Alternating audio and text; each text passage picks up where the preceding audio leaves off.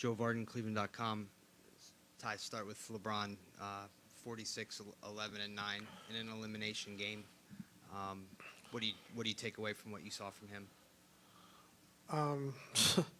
Greatness. I think championship pedigree. Giving it his all, and we needed that, especially when Kevin went down. We had to play Bron as being mental. We had to. So, I mean, he delivered. He was up for the challenge. He carried us home, as usual. But, a lot of other guys stepped up too. I thought Jeff Green did a great job. I thought Clarkson came in and gave us some good minutes. George Hill being aggressive. Larry Nance, playing that whole fourth quarter. So, I mean, guys really chipped in and helped, in the absence of Kevin. And, LeBron brought us home as usual. Big shots, playing through, being tired and fatigued. But we needed him to be big, and he was big. And then, you basically played 8 guys, I guess, maybe less, and with Kevin being out and the way LeBron had to play tonight and the other guys had to play, do you worry at all about them having enough left in the tank for one more? Enough meaning as in what? Just enough energy, enough. Oh, man, come on. You ain't got no choice. One game from the finals, Game 7. I mean, yeah, I can get out there and do something for that. Come on, got to be ready. Ready to play. No excuses. Game 7 to go to the NBA Finals. We got to be ready. David Grunman, ESPN. After Larry Nance fell into LeBron's leg, what did you see? How did you think that affected LeBron's game, if at all? Well, we were short on timeouts, and I was about to take one, and Bron said, "No, I'm good," and then came and scored right the same possession. So I think he might have just banged his knee, but other than that, he's fine. And Kevin, have you a chance to check in with him? No, I haven't had a chance to see the medical staff. I know at halftime they was evaluating him, but I don't know anything right now. Tyronn, Potesta, the Sports Animal 1390 in Youngstown. You started the second quarter with LeBron, Green, Korver, Clarkson, and Nance Jr. down 5. Outscored Boston 26-13 in the first 8:37 using that lineup in the second quarter. Can you talk about the defensive presence of that lineup in the second quarter? I thought he did a great job defensively. That's what got us back in the game. I thought we got stops and then was able to get out and run and get in transition. And I thought Clarkson came in and gave us a defensive lift, 5 rebounds, rebounding the basketball. Nance was great on switching out, guarding smaller guards and having 2 steals and rebounding the basketball. Jeff, a versatile player who can guard, multiple positions, and Bron. And then you got Kyle just, fighting and competing. So I thought we had a scrappy unit out there, and they provided and, helped us out in that second quarter. Ty, Kenny Roda, WHBC. Only 9 turnovers tonight for 7 points. How much of an emphasis was there from you, the coaching staff, to the guys about valuing the basketball in this elimination game? A big emphasis. We know that they scored off our turnovers, and tonight, I didn't think we did a great job defensively as far as getting back in transition. I thought they hurt us by getting it up quick and trying to attack early. So we got to do a better job with that. But our half-court defense has been really solid this series. So we just got to do a better job in transition and taking care of the basketball, which helps with that. Ty, as a player and now as a coach, have you ever been involved in a series where home court advantage seems to mean so much? And with that in mind, how do you take what you guys did here tonight at home on the road? Well, we've been talking about it for a while now, but, we have the blueprint. We understand what we need to do defensively and offensively. I think if we take care of the basketball, I think we'll be in good shape, especially on the road.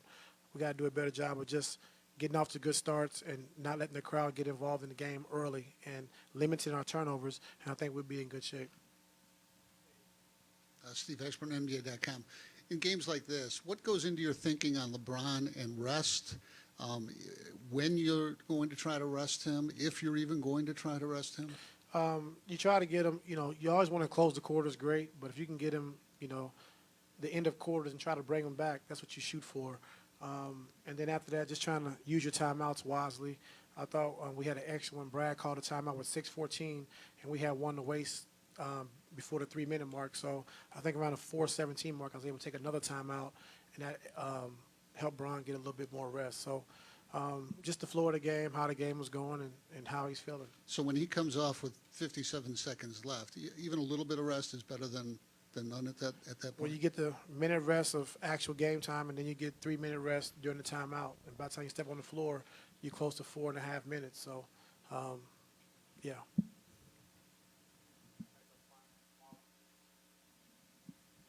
Marla Ridenour, Akron Beacon Journal. LeBron scored 12 points after he banged legs. Could you tell at all that he was feeling that? I'll try to give him the bang his other knee, so then we could have 24. But no, he just fought through everything tonight, man. He was huge, and that's what you expect out of the best player in the world. You know, you expect games like this on elimination nights, and I think he's the all-time leading scorer on elimination games. So, you know, add this to it. Jeff Shadell, News Herald. Hey, Ty, we all know what three-point shooter Kyle is, but you like him getting that jump ball with Baines. Could you talk about the way he plays overall? I mean, you know, he plays like a champion, you know, and he plays to win every single night, no matter what it is. If it causes for him to come off screens for 35 minutes and not get one shot, but he's causing confusion and we're scoring the basketball, that's all he cares about. He doesn't care about shots. He doesn't care about if he's making baskets.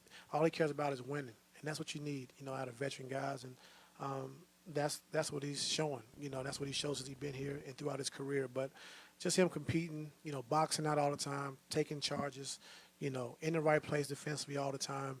And you can count on him defensively, you know. Not the best, you know, one-on-one, you know, 37 years old, but when it calls for help defense and being in the right place, in the right spot, you can count on Corver to be there every time.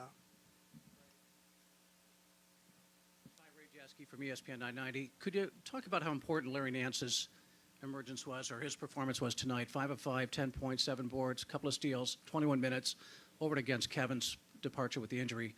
Just how big was that for you? It was huge. I think Tristan did a great job of being physical early, you know, shutting Horford down early. That's a big emphasis of ours going into this series. And then Larry came in and, you know, they cut the lead to 7. I think Bron went to the hole and missed an easy shot. They kind of had the momentum, and Larry tip-dunked it, put us back up 9. It was a huge play. So just his athletic ability around the basket, when Bron drops it off to him, he's going up dunking and finish, you know, quick. So we need that. We needed that spark tonight. Like I said, we needed everybody, and everybody collectively came together and got a big win for us. Hey, Coach. Michael from ESPN China. J.R. Smith played 38 minutes, 5.3 rebound, you know, shooting 28%. Are you concerned about his efficiency? Anything else he does, you know, behind the stat sheet? I mean, you know, JR shots, you know, they come sporadic, so you can't, you know, ask him to make every shot. But, you know, we want him to take every shot that he gets.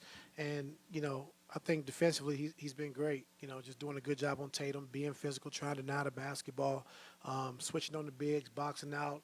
You know, so, you know, one thing about JR, you're going to get scrapping, you're going to get competing. And we needed that tonight from him. Like I said, he only got 7 shots, but I thought defensively he was really good. Branson Wright, Cleveland Plain Dealer. Ty, how encouraged are you on how the guys responded with Caleb out? Very encouraged, very encouraging. You know, I think, you know, when you lose an all-star like Kevin and our second go-to guy, pivotal part of what we're trying to do, and when he goes down, and then you can help your brother up, and that's what they did. You know, Kevin left the game. He didn't come back, and, you know, guys got together, and they played. They played for Kevin. They played for each other, and was able to get the win.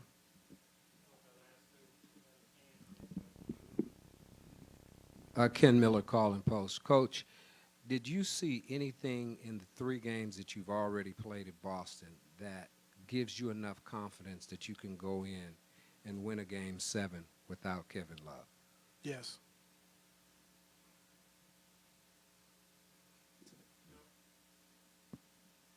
Ty, I think when Kevin went out, pretty quickly thereafter you started to switch everything, which I know you had gone away from that earlier in the series. Is that something, well, I know you obviously would not want anything to happen to Kevin. Is that something you can do when he's not there, is switch more, and does that make you more versatile and defensively?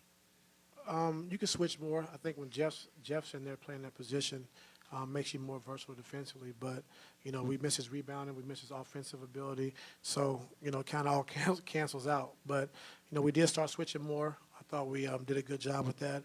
I thought we did a good job with our double teams when they had mismatches on the post. We timed it perfect, and we got some 24-second violations, a couple turnovers. So it looked good. We got to continue to keep getting better at it. But I thought for the first time using it in this series, I thought the guys did a good job with it.